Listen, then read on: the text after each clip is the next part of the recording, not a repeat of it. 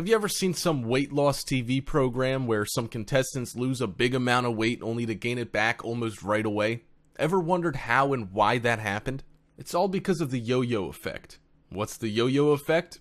Yo-yo effect, also known as weight cycling, is the cyclical loss and gain of weight, resembling the up and down motion of a yo-yo. Losing weight quickly by doing a diet plan, then regaining it falling back into your eating habits or failing to stick to your exercise routine will lead you towards the yo-yo effect. A classic yo-yo dieter's weight goes up and down but rarely stays in one place for long. People who do diets without consistency tend to fall into a vicious circle.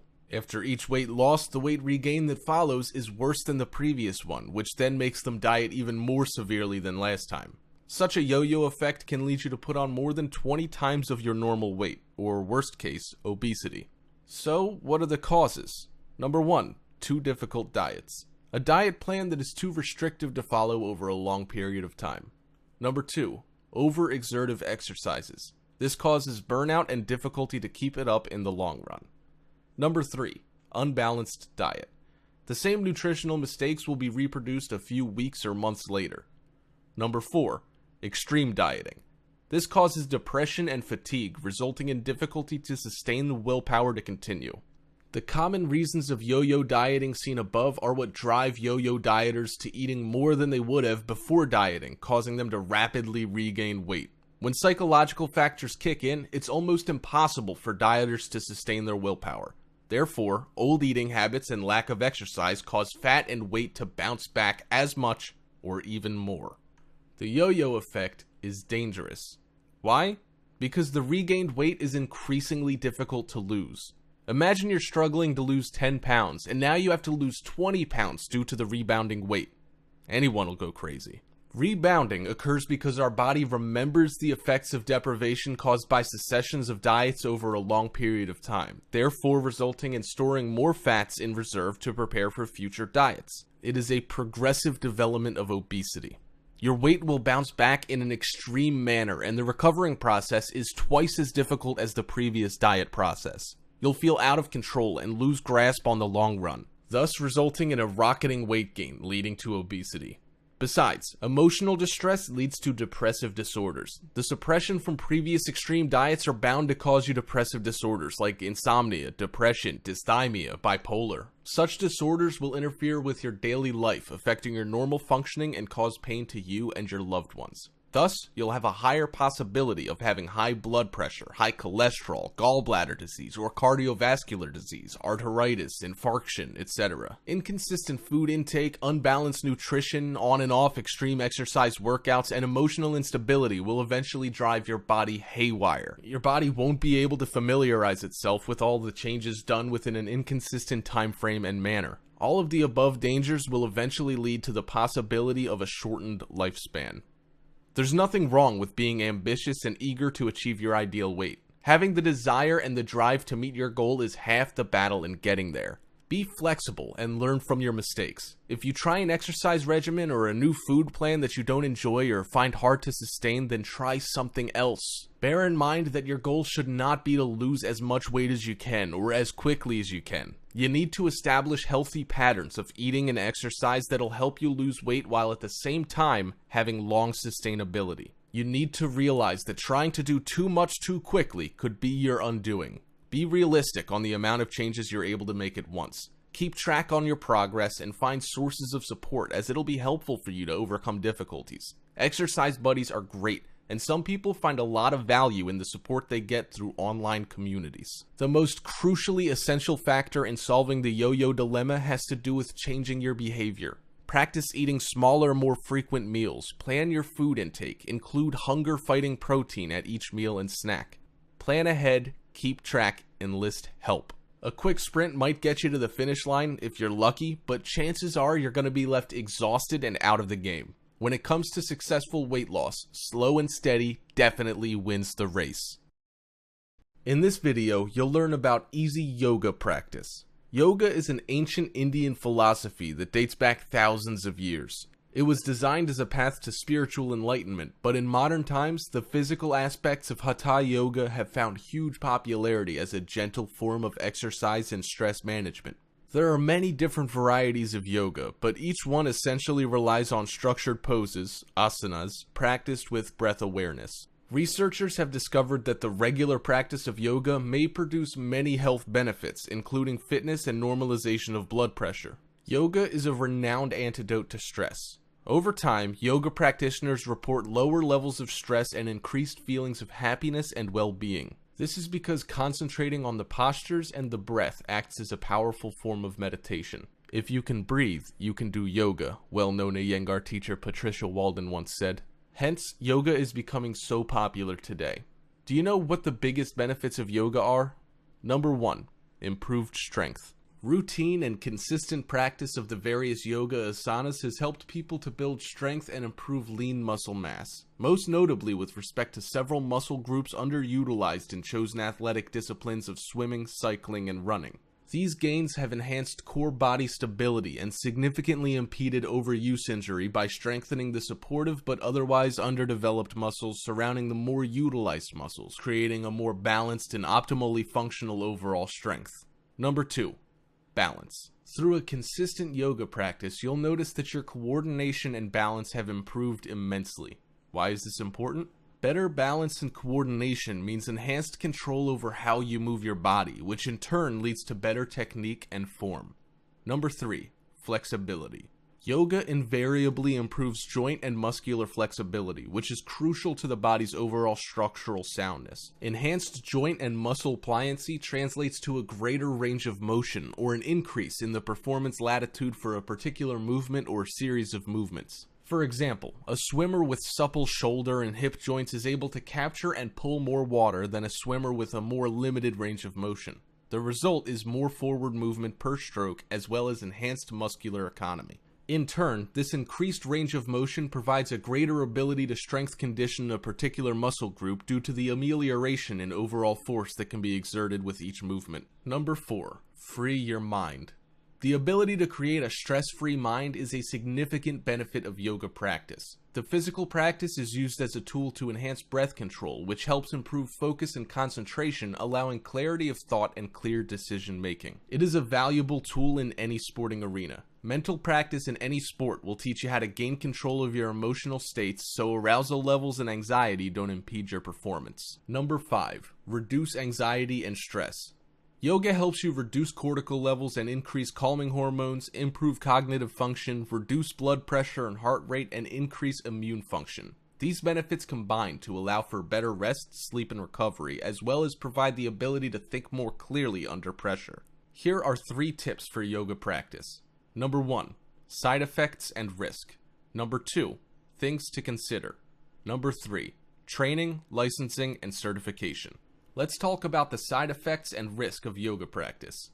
We all know that yoga is generally low impact and safe for healthy people when practiced appropriately under the guidance of a well-trained instructor. Overall, those who practice yoga have a low rate of side effect, and the risk of serious injury from yoga is quite low. However, certain types of strokes as well as pain from nerve damage are among the rare possible side effects of practicing yoga.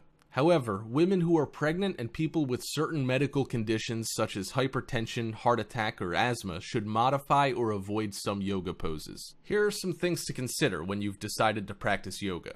If you're considering practicing yoga, do not use yoga to replace conventional medical care or to postpone seeing a healthcare provider about pain or any other medical condition. If you have a medical condition, talk to your healthcare provider before starting yoga. You should ask a trusted source to recommend a yoga practitioner. Find out the training and experience of any practitioner you are considering. Besides, you need to know that everybody's body is different and yoga posture should be modified based on individual abilities. Carefully selecting an instructor who is experienced with and attentive to your needs is an important step forward in helping you practice yoga safely. Ask about the physical demands of the type of yoga in which you are interested and inform your yoga instructor about any medical condition you have. Carefully think about the type of yoga you're interested in. For example, hot yoga, such as Bikram yoga, may involve standing and moving in humid environments with temperatures as high as 105 degrees Fahrenheit. Because such settings may be physically stressful, people who practice hot yoga should take certain precautions. These include drinking water before, during, and after a hot yoga practice and wearing suitable clothing. People with conditions that may be affected by excessive heat, such as heart disease, lung disease, and a prior history of heat stroke, may want to avoid this form of yoga altogether. Women who are pregnant may want to check with their healthcare providers before starting hot yoga. There are many training programs for yoga teachers throughout the country. These programs range from a few days to more than 2 years. Standards for teacher training and certification differ depending on the style of yoga. There are organizations that register yoga teachers and training programs that have complied with a certain curriculum and educational standards. For example, one nonprofit group, the Yoga Alliance, requires at least 200 hours of training, with a specified number of hours in areas including techniques, training methodology, anatomy, physiology, and philosophy. Most yoga therapist training programs involve 500 hours or more. The International Association of Yoga Therapists is developing standards for yoga therapy training. Next, I'll share with you the 8 different types of yoga moves for beginners. We have the warrior pose, tree pose, triangle pose, seated twist, upward facing dog pose, pigeon pose, crow pose, and child's pose. And here's how you do the warrior pose. First, stand with your legs 3 to 4 feet apart. Turn out your right foot 90 degrees and your left foot in slightly. Keeping your shoulders down, extend your arms to the sides with your palms down. Lunge into your right knee at 90 degrees. Keep your knee over your foot and don't let it go past your toes. Aim your focus over your hand for as long as you like, then switch sides. When doing the tree pose, begin with the mountain pose. Then shift your weight onto your left leg. Keeping your hips facing forward, place the sole of your right foot inside your left thigh and find your balance. When you're there, take a prayer position with your hands. To kick it up a notch, reach your arms up as you would in a mountain pose. Be sure to repeat on the other side. For the triangle pose, take the warrior pose on your right side without lunging into your knee. Then touch the inside of your right foot with the outside of your right hand. Reach up to the ceiling with your left hand. Turn your gaze toward and past your left hand to stretch your back. Don't forget to repeat it on the other side. For seated twist, first sit on the floor and extend your legs. Cross your right foot over the outside of your left thigh. Bend your left knee, keeping your right knee pointed towards the ceiling. Keep your right hand on the floor behind you to stay stable, and place your left elbow to the outside of your right knee. Twist to the right as far as you can, moving from your abdomen. Be sure to keep both sides of your butt on the floor. Do this on both sides. When doing the upward facing dog pose, first lay face down on the floor with your thumbs under your shoulders and your legs extended with the tops of your feet on the floor. Tuck your hips downward as you squeeze your glutes. Keeping your shoulders down, push up and lift your chest off the ground. Relax and repeat.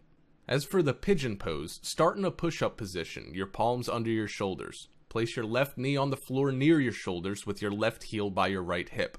Press your hands to the floor and sit back with your chest lifted. You can also lower your chest closer to the floor for a stretch. Try it on the other side. For the crow pose, get into downward facing dog position, then walk your feet forward until your knees touch your arms. Carefully, bend your elbows and lift your heels off the floor. Rest your knees against the outside of your upper arms. Keep your abs engaged and legs pressed against arms. You can leave your toes on the floor, or if you're a pro, lift them off and hover. To do this, try to keep tucked tight with your heels close to your butt. When you're ready, push your upper arms against your shins and draw your inner groins deep into the pelvis to help you with the lift. When doing the child pose, sit upright comfortably on your heels. Roll your torso forward and bring your forehead to rest on the ground in front of you. Extending your arms forward, lower your chest to your knees as close as you comfortably can. Hold the pose and breathe into your torso. Exhale and release to get deeper into your fold. And there you have it, a simple to follow step-by-step guide for beginner yoga poses. With so much talk of healthy foods and what you should be eating, the foods that are the worst for us can get overlooked. The reason it's so hard to avoid these kinds of foods is because the things that make them bad also make them taste good.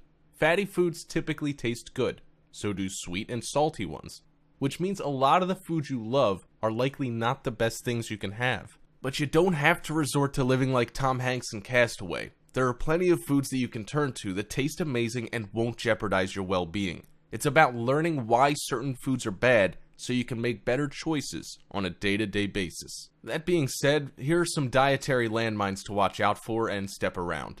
A new study published in the journal Preventing Chronic Disease revealed that 84% of packaged foods that listed 0 grams trans fat on their nutrition facts label still had partially hydrogenated oil, the main dietary source of trans fat, in the ingredient list. Current laws allow companies to round down fewer than 0.5 grams of trans fat per serving to 0. The good news? The amount of trans fat we eat has dropped in the past 30 years, according to a recent study published in the Journal of the American Heart Association. Men are consuming 32% less trans fat and women 35% less than they were in 1980. Still, 1.9% of men's daily calories and 1.7% of women's daily calories come from trans fat today. The American Heart Association recommends limiting trans fat to no more than 1% of total calories consumed. Even a few daily grams of these fats increase bad cholesterol, decrease good cholesterol, and clog arteries. And Harvard researchers estimate that trans fats cause up to 228,000 cases of heart disease and 50,000 deaths annually. Since 2 grams is the most you should have in a day, allowing food with 0.5 grams or less to call themselves trans fat free is a real problem. Simply said, you're best off avoiding trans fat containing foods completely. I'll also show you some quick examples of food rich in trans fat that you might not even be aware of. The first is non-dairy coffee creamer. Half a gram of trans fat in creamer can quickly turn into multiple, since consumers tend to use more than the serving size of a teaspoon per cup. And the typical American coffee drinker guzzles an average of 3 cups of joe per day. On many zero trans fat labels, you can find partially hydrogenated oils as the second or third ingredient listed. The second one is peanut butter. Some companies use partially hydrogenated oils to achieve a long shelf life and creamy texture, so check the label. To be safe, opt for the natural variety. Although it's chunkier, it's also healthier and normally made with just salt and peanuts, not oils loaded with trans fat. You might think that avoiding usual pizza is good, but frozen pizza is equally bad. Trans fat sneaks into the dough of many frozen pizzas, with about 0.3 grams in just one slice. San Diego mother of 2 Katie Simpson sued Nestle for $5 million last year over the use of trans fat in its frozen pizzas sold by DiGiorno, Stouffer's, and California Pizza Kitchen. The case was dismissed since she knowingly purchased and consumed the pizza. One solution? Make your own pie at home. Popcorn's unhealthy as well. I know it's your Friday night movie staple, but microwavable popcorn puts the spotlight on trans fats. The true culprits are the toppings. Butter flavoring can include 0.5 grams of trans fat per serving, while caramel flavoring can contain as many as 1.5 grams. Some extra buttery varieties can have up to 15 grams of trans fats per bag, which is all too easy to inhale in one sitting. Stay away from the microwave popcorn, says Napoli. Just do the old-fashioned air pop or use an actual oil to pop the kernels in. You might love them, but packaged cookies are the devil's. Even the beloved Girl Scout cookies still sneak some trans fat in, despite a label that says trans fat free. You may be able to justify those because they only happen a few times a year, but check to see if your favorite store-bought cookies are made with partially hydrogenated cooking oils. Chances are they are, including Chips Ahoy and Keebler, although some brands like Oreos now use high oleic oils instead so they can provide shelf-stable cookies at a reasonable cost. Lastly, margarine. Margarine consumption boomed during the butter shortages of World War II, with even Eleanor Roosevelt promoting it as her toast topping of choice. But it's a recipe for trans fat overload. To create the creamy spread, liquid vegetable oils are blasted with hydrogen. The more solid the margarine, the more it's been hydrogenated. Many labels claim to have 0 grams of trans fat, but if the label lists partially hydrogenated oils, those small amounts of trans fat can add up when you slather margarine on your food. High fructose corn syrup, or HFCS, is an ingredient that didn't exist before 1960, but has a strong appeal to food manufacturers because it's so very sweet, cheap to make, and easy to store. According to David Zinczenko in the Abs Diet, the human body doesn't have a shutoff switch for HFCS the way it does with real sugar. This leads us to keep drinking a cola or eating sweet treats long after we would have stopped if they were naturally sweetened. Those who pay attention to what they eat may have noticed high fructose corn syrup creeping into an alarming number of foods in the supermarket aisle. Corn subsidies and other trends have pushed this relatively unhealthy substance into many of the general food groups that we shop for on a regular basis. Here are some of the popular food and drink items that contain high fructose corn syrup, an element with a lot of sugar that has been known to contribute to diabetes and other conditions when eaten in excess. Soft drinks are packed with HFCS. It's no surprise to most of us that soda is chock full of high fructose corn syrup. To those who aren't used to the drink, the stuff can be almost sickeningly sweet. Even diet varieties can have a large amount of this sweetener. Add the fact that soda machines can be found on the street corner, in the lobbies of buildings, and in almost any public space, and it's easy to see why obesity and sugar-related conditions are such a problem in today's world. Also, sauces and salad dressing will hurt your waistline. Most ketchup ends up on French fries, and few stop to consider that it's actually acting to make the fries unhealthier. That's because it uses high fructose corn syrup as its number 3 ingredient, at least in a bottle of America's number 1 best-selling ketchup, Heinz. There's 4 grams of total sugar, and the majority of that will come from HFCS. You might think yogurt is good, but you're dead wrong. Although many dieters add yogurt to their daily menu, they'd better watch out at the sweeteners it contains, with many of the brands using high fructose corn syrup to make them taste good. Going with a light version of yogurt no doubt means you're getting an artificial sweetener, which can be just as bad. Pay extra attention to processed snacks too. There are other items that the average consumer wouldn't think of as HFCS candidates. Look at the labels for things like breaded meats or processed potato items, and make sure that the sweetener is not lurking somewhere on that label. Monosodium glutamate, also known as MSG, is a commonly used food enhancer whose taste is described as umami-like. Taste is usually divided into 4 categories: sweet, salty, sour, and bitter. Glutamate is said to have a 5th unique taste called umami, which is described as the savory flavor of meats. MSG is used to enhance this so-called umami flavor and is known to have negative side effects even when ingested in small amounts. Since MSG is found so frequently in processed foods, it is very hard to avoid, except in cases when the packaging specifically states that the product contains no MSG. Even then, manufactured free glutamic acid can be found in different forms, such as torula yeast. MSG, torula yeast, yeast extracts, and hydrolyzed proteins can raise levels of glutamate, which in turn overstimulates neurons. Synthetically produced glutamates may have different names, but are all essentially MSG. Some common glutamates strongly related to MSG include hydrolyzed proteins, autolyzed yeasts, protein concentrates, yeast extract, glutamic acid, and the list goes on. These glutamates can be found in very common grocery items such as low-fat yogurt, canned soups, chips, and most ranch and cheese-flavored foods. In a 2014 study published in Life Science, researchers found that young rats treated with MSG were more susceptible to developing anxiety and depressive behaviors. Examples of food rich in MSG are vegan breakfast sausage, bacon bits, veggie burger and nuggets, and fried food. Walk into any big grocery store and you'll find that artificial sweeteners are everywhere. They're tucked into soft drinks, baked goods, and fruit juices to make them taste sweet without the extra calories. Most products that contain artificial sweeteners are usually labeled as diet or reduced sugar, but not all are. You can even find some in foods that claim to have natural ingredients. Because they're not always clearly labeled on food packaging, consumers may not realize that they're eating them. Artificial sweeteners have been under the spotlight for decades now, as health food advocates point out that they come with a list of side effects, much like a drug. The side effects that are claimed by those against sweeteners like aspartame include some really severe conditions, such as depression, insomnia, blindness, tinnitus, hives, and a contributing factor to things like Alzheimer's and MS. Examples of foods rich in artificial sweeteners are light food and beverages with the word light or low sugar, Diet Coke, and packaged snacks. High levels of sodium, or salt, can really wreak havoc on your body. Not only does it cause you to retain water, but it also increases blood pressure and can lead to complications with the heart. Almost all heart patients are put on a low-sodium diet, whether they suffered a heart attack, stroke, or are at risk for them. It makes sense to watch your sodium levels long before it reaches the point of a doctor telling you to do so or forcing you onto a diet to help save your life.